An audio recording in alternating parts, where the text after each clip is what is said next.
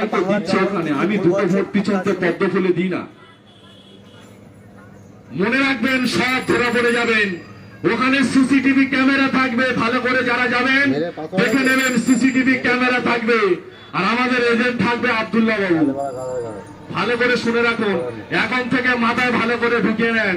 ওখানে CCTV camera থাকবে, আর সেই সিসিটিভি ক্যামেরার কারা কন্ট্রোল করবে আপনারা বুঝতে পারছেন। ভাবছেন আমি বুথ ঘরে গিয়ে চটের আড়ালে আমি জোড়া ফুলে নামের পদ্ম ফুলে চলে এসেছি, কেউ তো বুঝতে পারেনি। সিসিটিভি ক্যামেরাটা কিন্তু বেইমানি করবে না।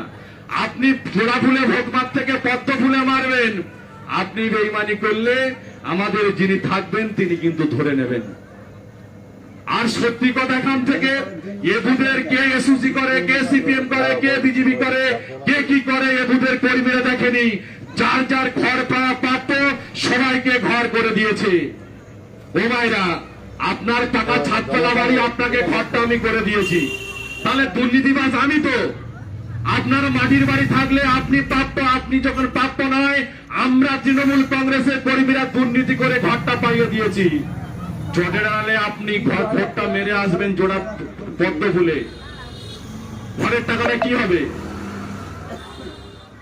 আমি তোমাকে দিয়েছি বাবা, এবার তুমি দাও। একদম সোজা কথা। সবাই জোড়া ফুলে ভোট দেবেন। ভোটের পরে ভয় ঘুরে যাদের আছে, ফোন করেননি, আমাদের বুথের কর্মীদের কাছে আসবেন, দায়িত্ব করে ফোন করে নেবেন। প্রতিটা মানুষ, স্বামী স্ত্রী যেই পারে হোক, সবাই ফোন করবেন, সবার ঘরের টাকা পাইয়ে দেবে। কিন্তু বুথ ঘরে গিয়ে যদি মনে করেন কেউ ভোটটা অন্য জায়গায় দেব, আপনি পার পাবেন না। আপনি সুইচ টিপবেন, ওখানে সুইচটা টেপার আগে আমাদের হাতে সুইচ থাকবে, আপনি কোন জায়গাটা সুইচ টিপছেন।